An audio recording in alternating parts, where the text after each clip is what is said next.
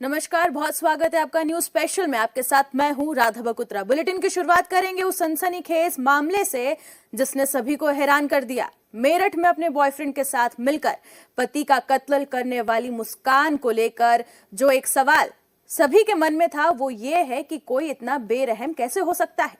एक तरफ मुस्कान पति के साथ हंसती नाचती थी तो वहीं दूसरी तरफ उसके टुकड़ों की प्लानिंग भी कर रही थी। इतना ही नहीं, वो उर्दू में कई शब्द भी लिखती थी। इससे उसके तंत्र मंत्र में शामिल होने की भी आशंका है। इसके अलावा खुलासा हुआ है कि मुस्कान साहिल को शंकर बुलाती थी। ये खुलासा किया है उसके कैब ड्राइवर ने जो उन्हें मेरठ से मनाली ले गया था।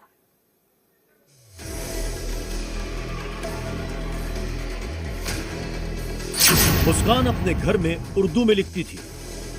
कुछ लिख देती थी, कभी कुछ लिख देती थी अपने हाथ से उर्दू में। पता नहीं क्या क्या लिखती रहती थी, पता नहीं। सिंदूर से घर पर जादू टोना करती थी। ऑरेंज वाला सिंदूर होता ना, उसको बोल के जगह जगह पता नहीं क्या क्या लिख रही है, उर्दू भाषा में लिखती रहती। मुस्कान साहिल को शंकर बुलाती थी। शंकर, फिर इन्होंने बोला ना शंकर नाम लिखवा दो। दोबारा मैसेज कर रहा हूँ, शंकर लिखवा दो, बाबा नहीं शंकर।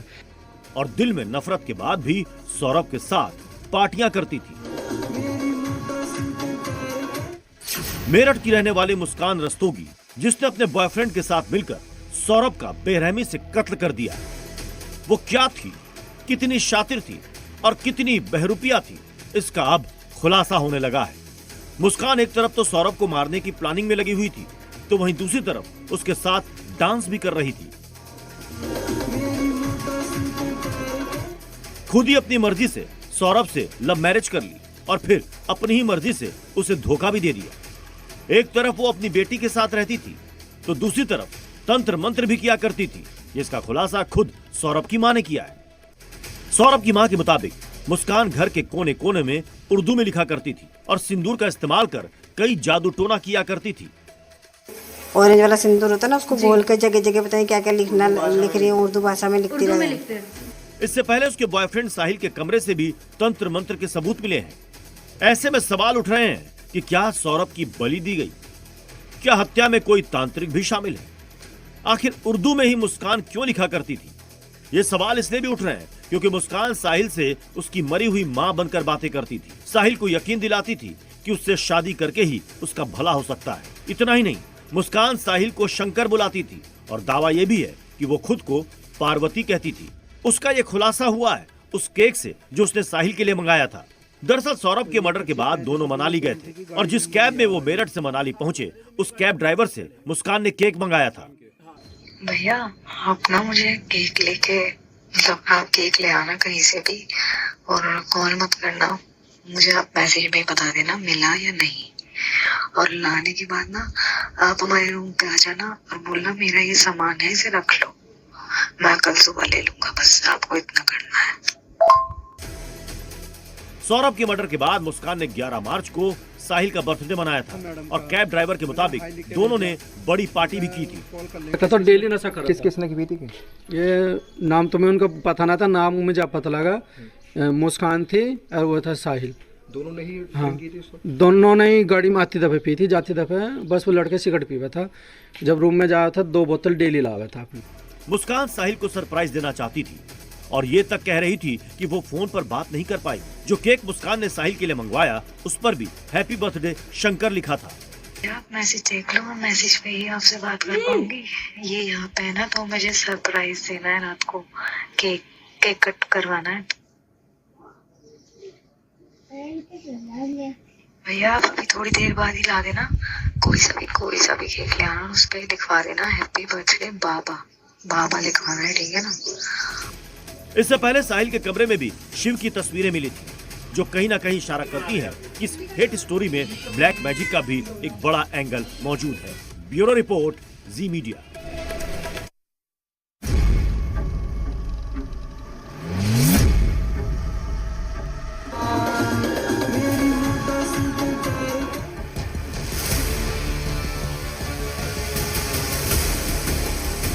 मौत से सिर्फ 3 दिन पहले अपने पति के साथ डांस करती मुस्कान को देखी। मुस्कान सौरभ और उसकी बेटी खुशी एक पार्टी में डांस कर रहे हैं। तस्वीर देखकर एकदम परफेक्ट हैप्पी फैमिली नजर आ रही है।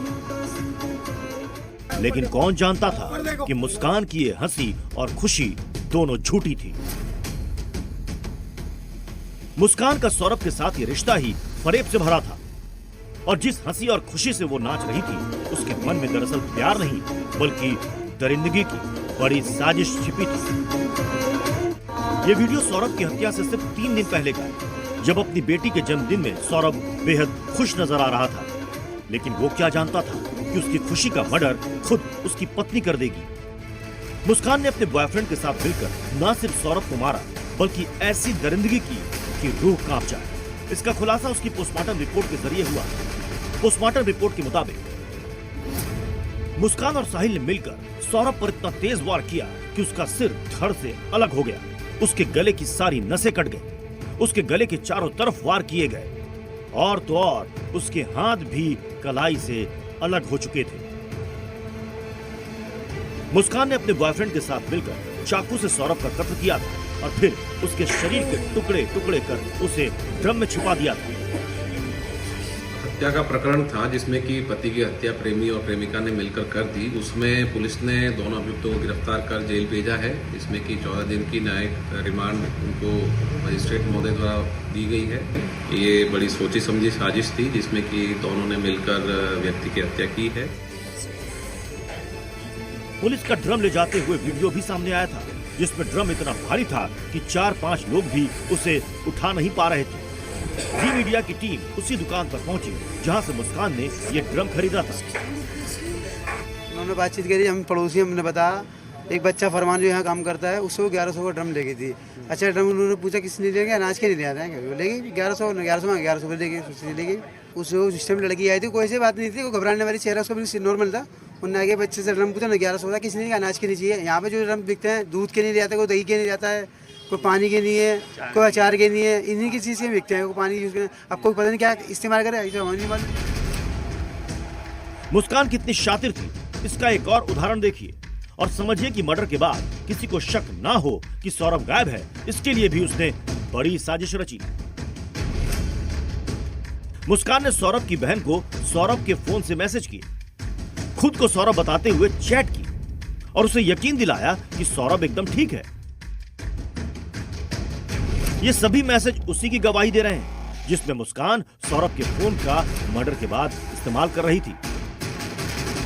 उसकी बहन को हैप्पी होली मैसेज भेज रही थी और पूछ रही थी कि क्या वो होली पर आएगी, बिल्कुल उसी तरह जिस तरह सौरभ करता। और तो मनाली की जोगिनी फॉल्स की फोटो स्टेटस पर भी लगा रही थी, जिससे ये लगे कि सौरभ खुशी खुशी अपने परिवार के साथ मनाली घूम रहा है। शातिर मुस्कान अपनी साजिश को अंजाम देने और उसे छुपाने के लिए अपनी पहचान बदलकर अलग अलग लोगों से चैट करती थी। वो कभी सौरभ की बहन से सौरभ बनकर चैट करती तो कभी अपने प्रेमी साहिल से उसकी मरी हुई माँ बनकर चैट करती थी और इसी चैट के फेर में उसने एक खौफनाक साजिश रची थी। लेकिन उसके गुनाह पर से पर्दा आखिरकार उठ ही गया। सौरभ के घर वाले भी यही सोच रहे थे कि सौरभ एकदम ठीक है और खुश है, लेकिन अचानक जब उसके फोन लगने बंद हो गए तब परिवार को शक हुआ और सौरभ की तलाश शुरू हुई। खान निकला था जी, ये बराबर में पड़ोसी है हमारे, वो आए, उन्होंने बताया भाई ऐसे ऐसे सौरभ नाम का, सौरभ राजपूत या सौरभ कुमार नाम से वहाँ पे इतना बहुत हल्ला हो रहा है कि भाई उसको मर्डर हो गया, ये हो गया। तो मैं तुरंत मम्मी को बहुत बताया और पड़ोसी के साथ ही स्कूटी पे निकल गया देखने। वहाँ गया, आगे जाके देखा, वहाँ पे उसके दोस्त यार खड़े हुए थे 2-3, मतलब मेन दोस्त नहीं है, बहुत सारे दोस्त यार खड़े थे। देखा मैंने, उनसे पूछा भाई क्या हो गया, उसने बोल दिया तुम्हें नहीं पता। मैंने नहीं भाई, उन्होंने बताया भाई सौरभ को मार दिया। और तलाश के बाद पुलिस उस ड्रम तक पहुंच गई जिसमें साहिल और मुस्कान ने सौरभ के शरीर के टुकड़े किए थे। इसके बाद ही पुलिस ने बताया था कि कैसे महीनों से सौरभ के मर्डर की प्लानिंग की गई थी और आखिरकार मौका देखते ही उसके खाने में कुछ मिलाकर पहले बेहोश किया, फिर उसका बेरहमी से कत्ल कर दिया गया। प्रमोद शर्मा, जी मीडिया, मेरठ।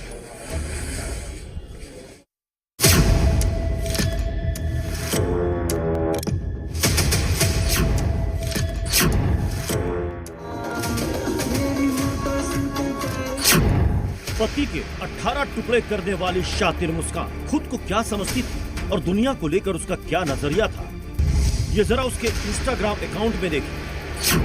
ये अकाउंट मुस्कान का है, भले ही वो लॉक है, लेकिन इस पर जो लिखा है जरा उस पर ध्यान दीजिए। मुस्कान अपने बारे में लिखती है कि मुझे अपने आप से प्यार है, दुनिया मेरे बारे में क्या सोचती है मुझे फर्क नहीं पड़ता, मैं जो करना चाहती हूँ वो करूंगी और कोई मुझे रोक नहीं सकता। यानी मुस्कान अपनी मर्जी की मालिक थी, वो जो करना चाहती थी वो करती थी और आखिर में भी उसने वही किया जो उसके मन में था। वो साहिल के साथ मिलकर सौरभ को मारना चाहती थी और आखिरकार उसने उसकी हत्या कर ही दी। सौरभ ने पहले भी कई बार उसे रोकने की कोशिश की, पत्नी के अफेयर के बारे में पता चला तो मनाने की कोशिश की। मुस्कान सौरभ के सामने तो मानी, लेकिन उसके पीछे साहिल के साथ अपना रिश्ता बनाए रखा।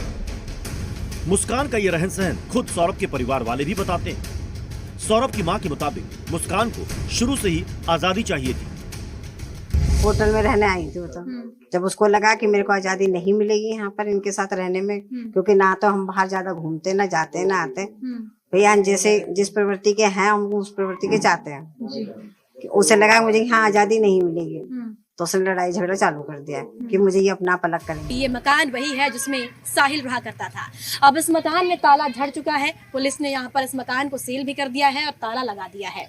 और इसी मकान की ऊपरी मंजिल में साहिल रहा करता था और ये मकान साहिल की नानी का है और यहाँ पर मात्र साहिल और उसकी नानी रहा करती थी। ये ऊपरी मंजिल वही है जहाँ साहिल रहा करता था और इसी कमरे के अंदर एक बेड है जिसके अंदर साहिल ने सौरभ का सिर और सौरभ के दोनों हथेलियां छुपा कर रखी। अब तो अंदर ही रहता था, हमने कहा कोई कहता सीए कर रहा था तो वही पढ़ता रहता। कह रही थी कि वो नशे का भी आदी था, ऐसा कुछ लगा? हमें पता नहीं लगा, हमें तो हमारा तो 2 मिनट आया, चीज दिया, चला गया। मुस्कान साहिल को यह विश्वास दिलाना चाहती थी कि वो उसके लिए एकदम सही है और इसके लिए वो उसकी मरी हुई मां बनकर उसके साथ स्नैपचैट से बात किया करती थी और उसी आईडी से उसने सोहेल को वो मैसेज किया जो कि सौरभ की हत्या की वजह बना।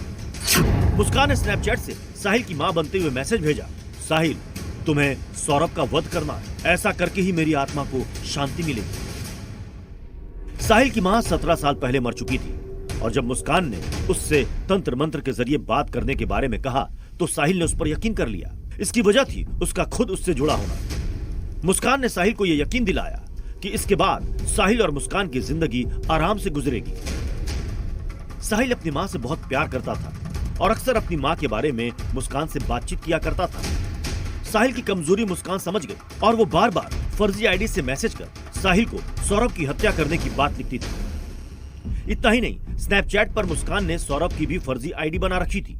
सौरभ की आईडी से मुस्कान लिखा करती थी कि मेरे माँ बाप मुझे मारना चाहते हैं ताकि लोग समझे कि सौरभ लिख रहा है और सौरभ की हत्या के बाद उसके परिजनों को ही इसके लिए जिम्मेदार ठहराए और मुस्कान और साहिल बच जाए। और तो और साहिल को देवी शक्ति का एहसास होने की भी बात करती थी।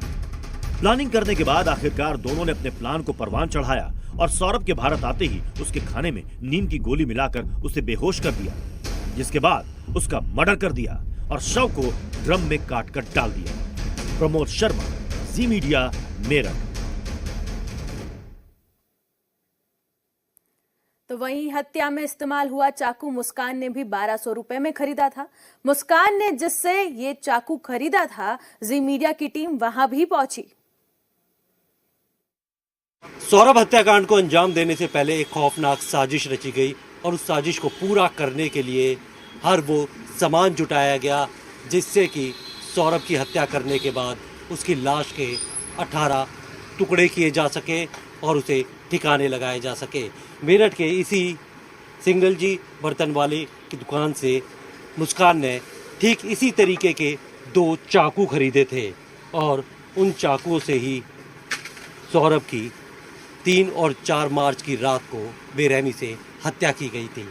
यहाँ पर पुलिस आई थी, किस तरीके की इन्वेस्टिगेशन यहाँ से पुलिस करके गई है, क्या ये हुआ था, इस पर बात करते हैं यहाँ के जो मालिक है। सर, ये जो सौरभ हत्याकांड एक बड़ा हाई प्रोफाइल मर्डर हुआ है, यहाँ पुलिस आपके पास यहाँ आई थी, किसी लड़की ने मर्डर किया है और शायद चाकू, आप इस तरीके के चाकू यहाँ से खरीदे? हाँ जी, पुलिस आई थी यहाँ पे, वो पूछ रही थी यहाँ से चाकू खरीदेगा। तो हमें तो इतना ध्यान नहीं कि भी कौन खरीदता है कौन नहीं। ये काफ़ी टाइम का बात है कि आज ही नहीं, 1-2 दिन की बात हो तो ध्यान भी रहता है। 1 महीना हो गया वो करीब। तो यहाँ से ले भी गई पुलिस, तो कहती है कि वो यही बता रही है कि यहाँ से खरीदे हैं।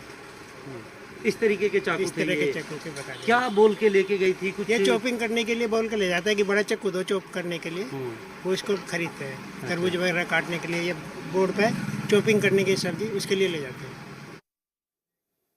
वक्त एक छोटे से ब्रेक का, फौरन लौटेंगे।